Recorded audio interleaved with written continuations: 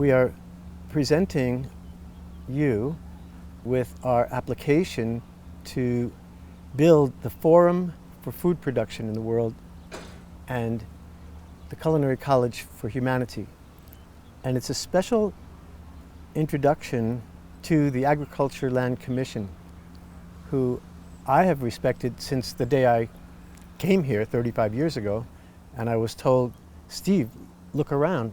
You've got mountains and wilderness and very few places to plant anything.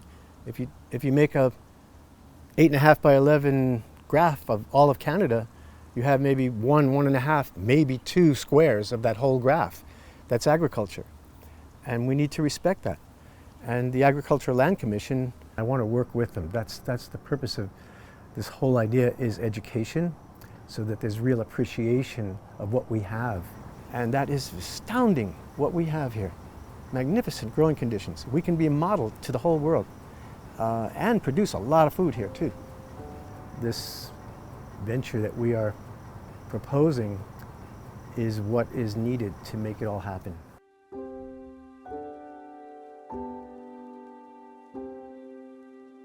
World Forum for Food Production and the Culinary College for Humanity is a vision that I've held for going back almost 35 years when I started here. And when I learned that you could grow grapes here, I said, oh my God, you can grow grapes here? And I was on the next plane out because I've always yearned to make beautiful wines, and we found the most glorious conditions here to make wines that would win awards around the world and bring pride to all Canadians. So we've done so beautifully, and we've been leaders in returning to nature as much as possible in every step. This learning center opens up the idea of conversion of monoculture to permaculture. And that's a much higher use of the land, in my opinion, including the hollyhock introduction. We were privileged to know the founders of Hollyhock, which is a 40-year tradition of welcoming people from around the world to stay there, 120 students at a time, and all mingle with each other for 6 days of workshops. And they don't leave the property. They get to know each other. They sit in the hot tub together. They take walks together. They eat together. They're encouraged to change tables and all eat with each other and learn about each other. And it's fostered some of the most wonderful relationships in the world. These are people who made friends 35, 40 years ago, and they built empires out of those friendships. It's a beautiful business relationship to get to know each other. The most refreshing thing is to get away from our screens and away from our offices and into a relationship where we can talk to somebody once, face to face, and in a classroom situation, and have dialogue between us. We're all each other's teachers. It's a beautiful thing that we're presenting. We have listened very carefully to the comments, and we have dramatically reduced the plan from 150 suites to 150 beds, with cooking facilities in the hallways, and so each person can cook for each other in groups, all kinds of things that make it workable, again, according to the Hollyhock plan, and listening to the neighbors. We toned down everything. It's the roof lines are more in a residential fashion. The type of materials we're using are all natural, cedar roofs and stuff like that, versus concrete blocks and all that. So it is very much in keeping with this neighborhood, residential and agriculture. We're picking up agriculture in doing the project. We're actually going to be building gardens on the roofs and recapturing the entire septic area, which we'll have to do. We're going to tie into the sewer, so we get all that land back that we can continue our gardens and our vineyards and our animals. We have chickens and all kinds of agricultural things that we want to do there. From the standpoint of our application itself, it's, I would say, a very watertight craft. World food production is very much needed now. The production of food on our planet is the single most ruinous activity and the greatest cause for climate change that we have. And it's time for us to learn about what we can do, and there's a lot we can do. Hi, my name is Ron Mattiusi. I was the former city manager and city planner for Kelowna since 1995.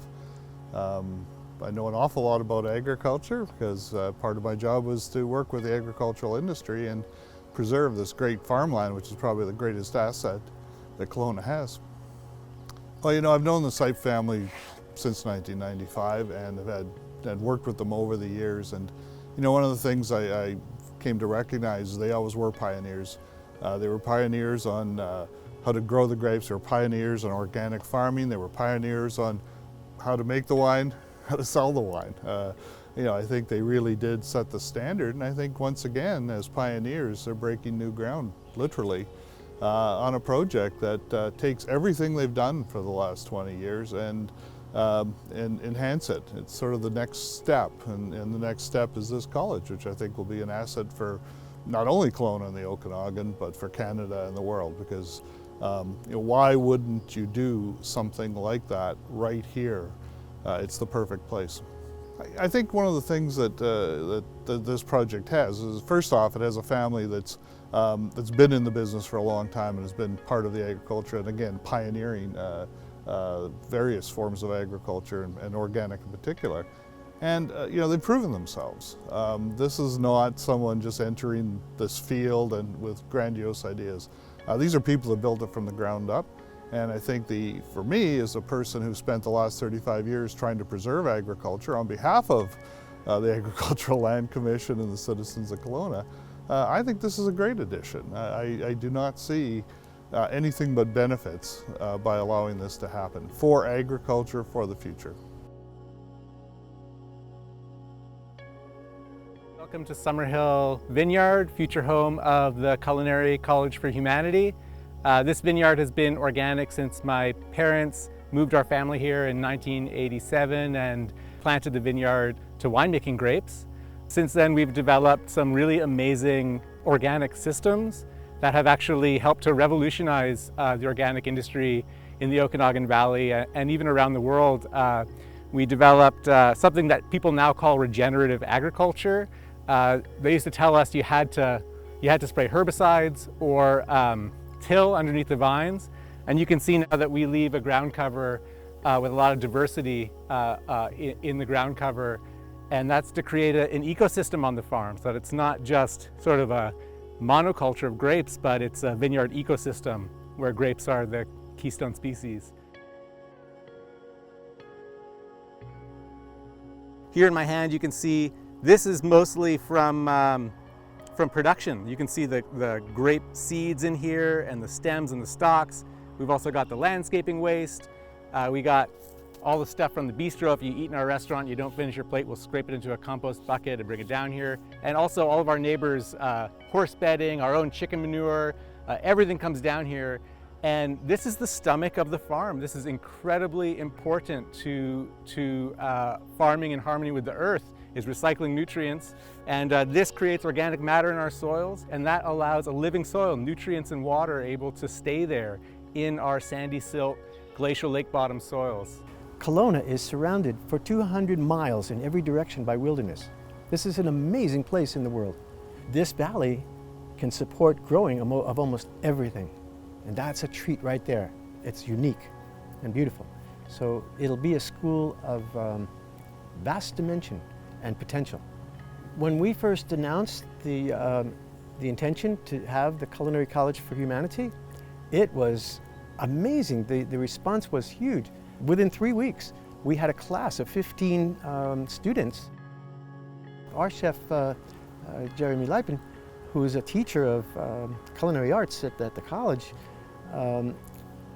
was excited because he said, I can take every one of those 15 students and they'll be prepared to have a job in any one of the restaurants or in any food industry or any hospitality industry at the end of the course. And the whole course was only, I think, 6 weeks. So, wow, that's like 15 new careers that we could have had it not been for COVID.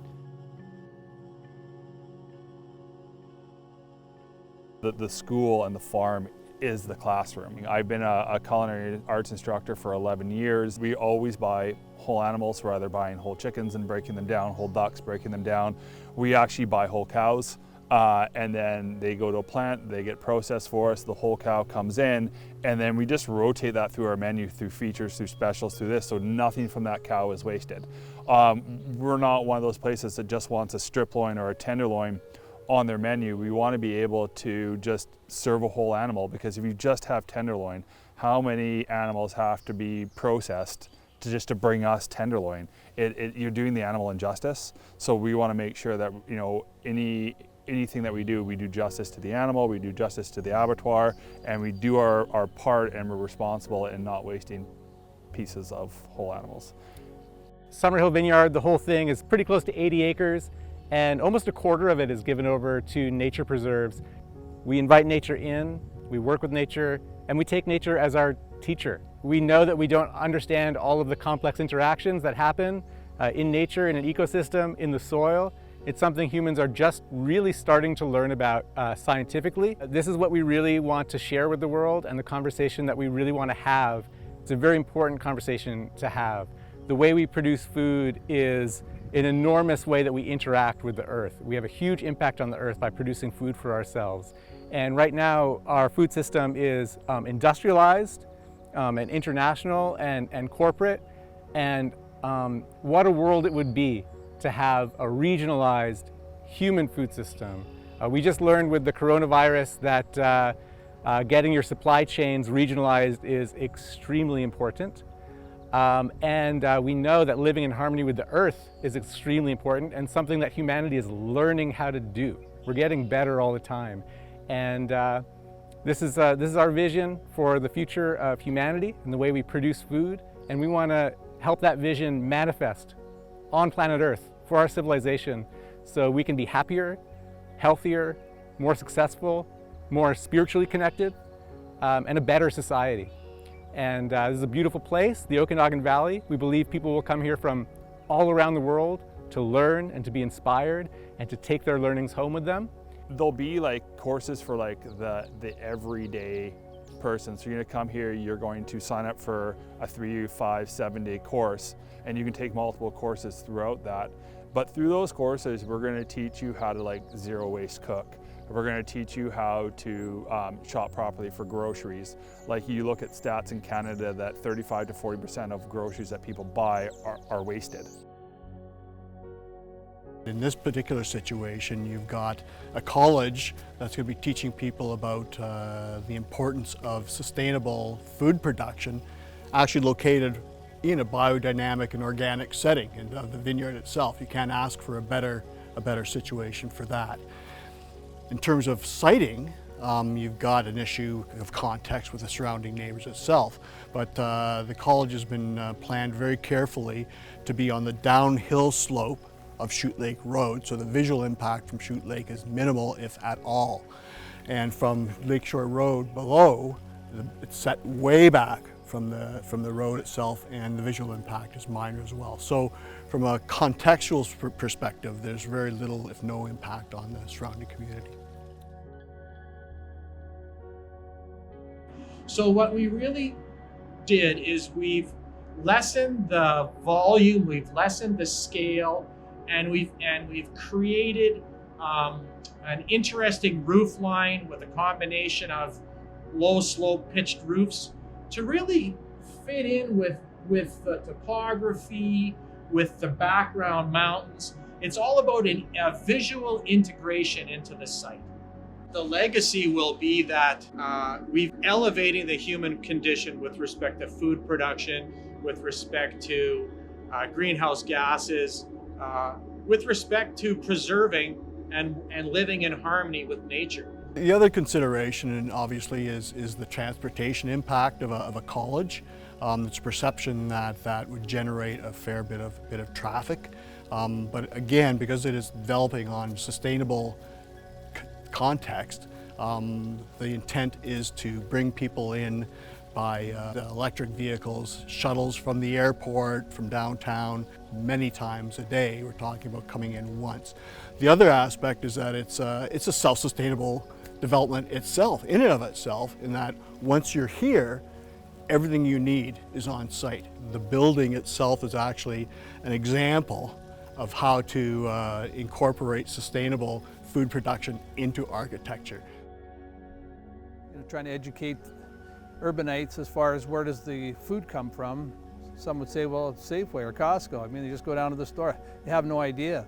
And with this opportunity to educate people, not only locally, but globally, the fact that food production is one of the largest contributors to climate change and some of the issues of natural poor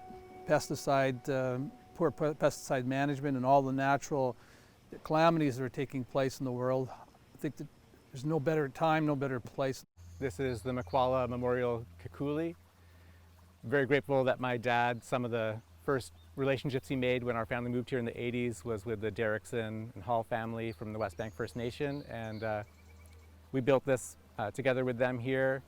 And I love having the building here. I find that it really gives you a totally different perspective on living in harmony with nature and close to earth.